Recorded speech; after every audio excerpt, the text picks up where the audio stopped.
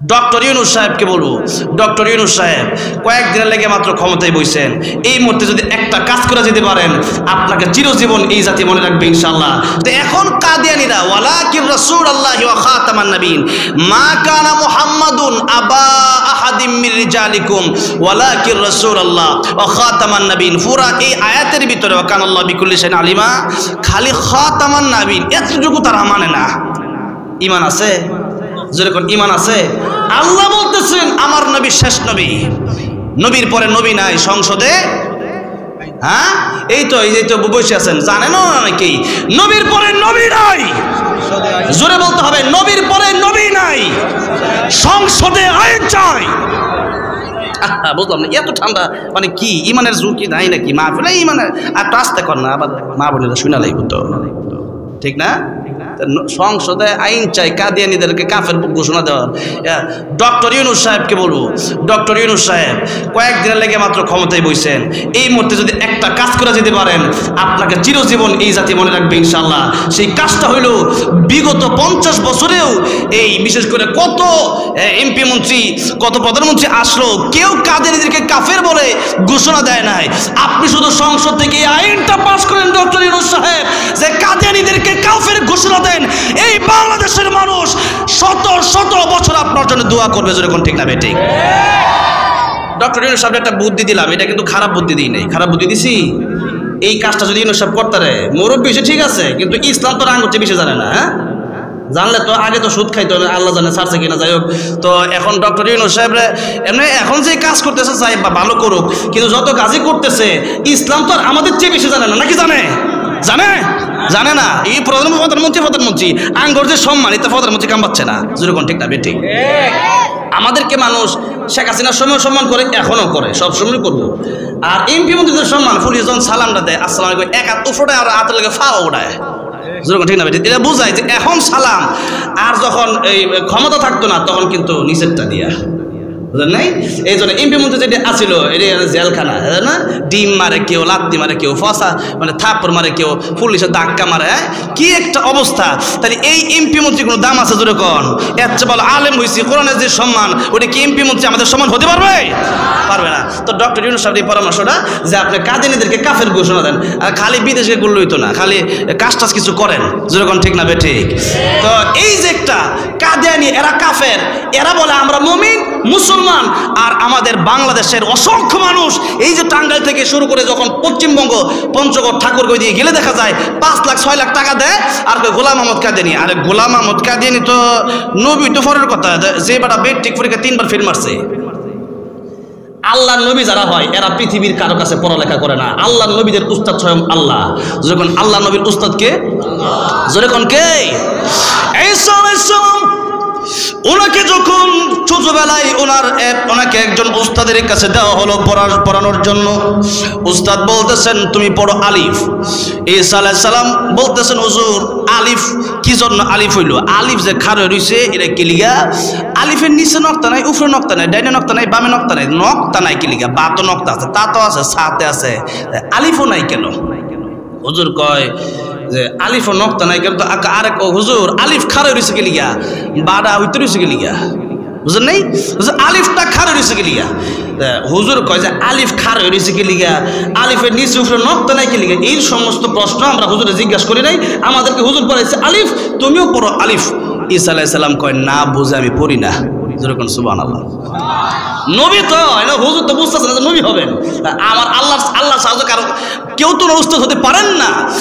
ঈসা আলাইহিস সালাম বলতেছেন না বুঝে আমি পড়ি না। হুজুর বলতেছেন তাহলে তুমি কও। অনেক সময় স্যারের প্রশ্ন করলে অনেক কিছু ছাত্র আছে, এমনি তো উনি তো নবী ছিলেন, ওনার ব্যাপার ভিন্ন।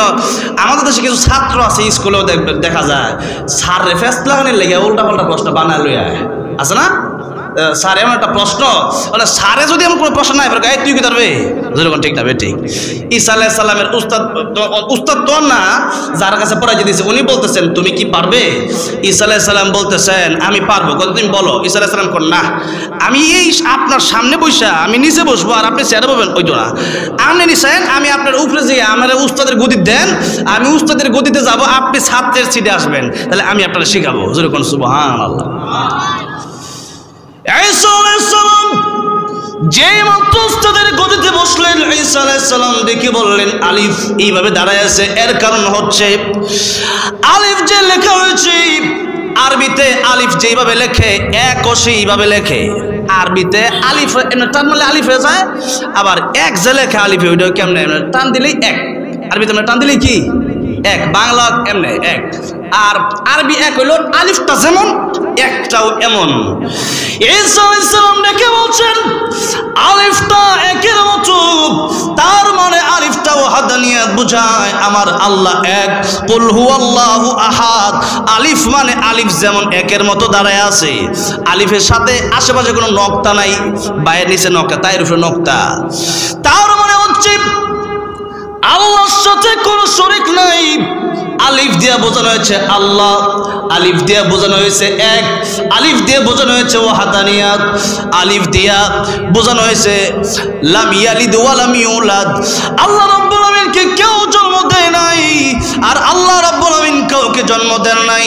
আল্লাহর কোনো বাবা নাই, আল্লাহর কোনো ছেলে নাই, নাতিপুতি নাই, অর্থাৎ আল্লাহ রাব্বুল আলামিন এক আল্লাহ, লা ইলাহা ইল্লাল্লাহ। আল্লাহ রাব্বুল আলামিনের সাথে কোনো শরীক নাই, আল্লাহ ছাড়া কোনো মাবুদ নাই, আল্লাহ ছাড়া কোনো ইলাহা নাই। সুবহানাল্লাহ। ঈসা আলাইহিস সালাম বলতেছেন যে এই হইল কারণ যে আলিফ দিয়া আল্লাহ, আলিফ দিয়া ওয়াহদানিয়াত, আলিফ মানে এক, আলিফ মানে হচ্ছে আলিফের নকটা নাই মানে আল্লাহর সাথে কোনো শরীক নাই। এইটা বুঝছে আমার পড়তে হইব। হুজুর যিনি ছিলেন উনি কয় ঠিক আছে, তোমাকে পড়ানোর মতো পৃথিবীতে কোনো উস্তাদের যোগ্যতা নাই। আল্লাহু আকবার।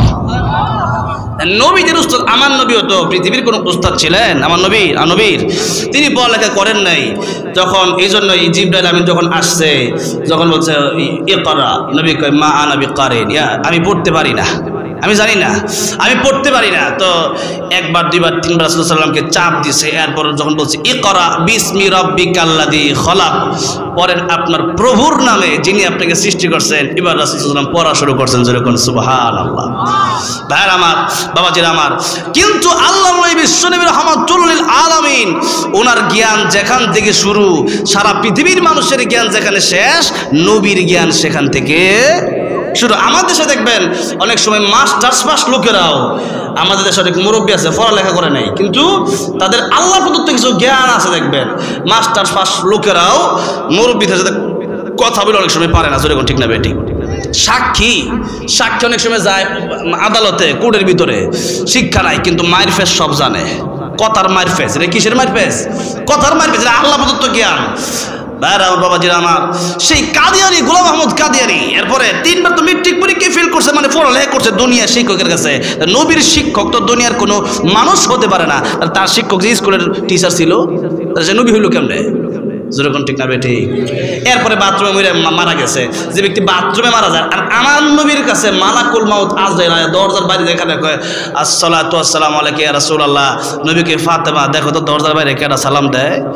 ফাতেমা, আসমানের উপরে যার মাথা, জমিনে যার পা। আল্লাহু আকবার। সেদিন আজরাইল ফাতেমার সামনে প্রকাশিত হয়েছিলেন। ফাতেমাকে ইয়া রাসূলুল্লাহ, আব্বা এ তো বাইরে দেখার, এ তো কোনো কেমন, এই লোক তো কোনোদিন দেখি নাই। নবী কয় হাদা মালাকুল মাউত, এটাই মালাকুল মাউত। ভাইয়ারা আমার, বাবাজিরা আমার, এরপরে নবীজি আসলেন। লম্বা চড়া ঘটনা, আজকে ওই ঘটনা করবো। আজকে আবার একটা মাদ্রাসার বিষয়ে ওয়াজ করবো, কোরআন শিক্ষার বিষয়ে ওয়াজ করবো, তাই ওইদিকে যাব না। আর আল্লাহ নবীর কাছে তিনবার অনুমতি নিলেন। যেরকম কয়বার? তিনবার মালাকুল মাউত নবীর কাছ থেকে অনুমতি নেয় মৃত্যুর আগে। নবীজির সাথে জিবরাইল আমিন আসছে, কত ঘটনা করছে, আল্লাহর সাথে অনেক কথা হয়েছে। এরপরে উম্মতের ব্যাপারে ফাইসালা হয়েছে, এরপরে নবীজি দুনিয়া থেকে বিদায় নিছেন।